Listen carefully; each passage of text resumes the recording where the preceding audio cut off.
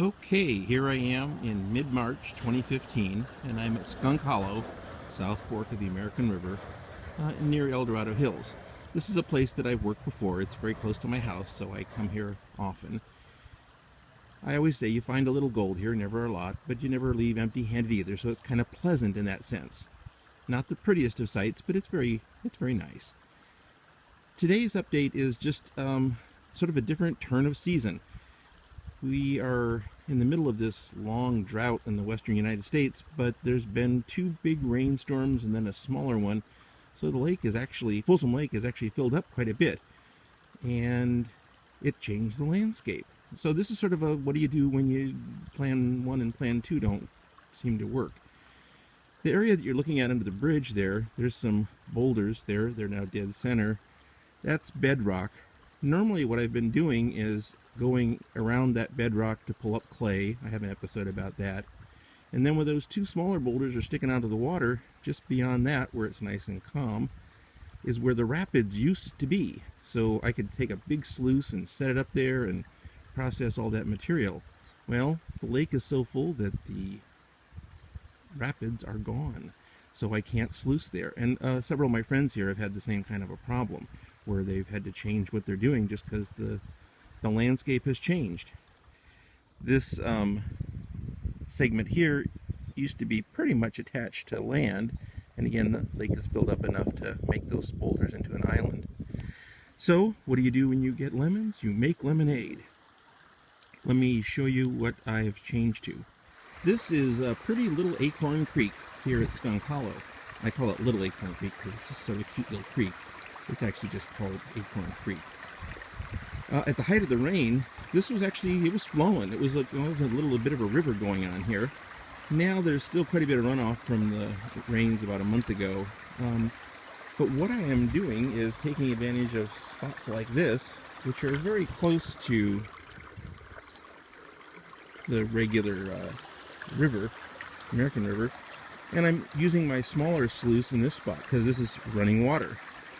The next bunch of running water, from experience, is about a half mile up that canyon, but it's really a very hard walk, and it's not necessarily even going to be rapids there because I don't know if they're covered up by the river too.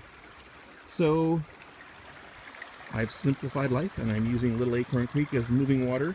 In a month or two, there'll be such little flow that this won't work, and then I'll develop another strategy.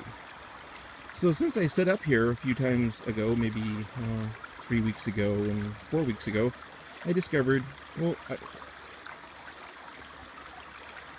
since I set up here a few weeks ago, I've worked this spot a couple times, and I had to decide where am I going to get my material from. I do not believe that Acorn Creek is a gold-bearing creek. I've tried to pan some spots, and I've never found anything. So there's no point in pulling up this gravel. Then I noticed, hey, look at that. The creek has cut free a channel, and it has exposed a little mini cliff there. And if I get into that, I notice that it's really the same kind of material there as you find underneath those boulders there, or the boulders that I showed you near the bridge. And I thought, wait, why am I digging deep when Acorn's already done the work of cutting away the face? So I'm side digging into this hill. Have I found gold? Yep, I found my usual, a little bit of gold, not too much.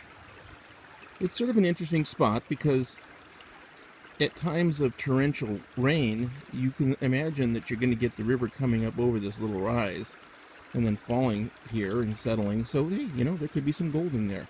And today I am going to find out, and I'm going to share that information with you. So hang in there and we'll see what happens. Okay, so it's quitting time, and that's about how much dirt I took out.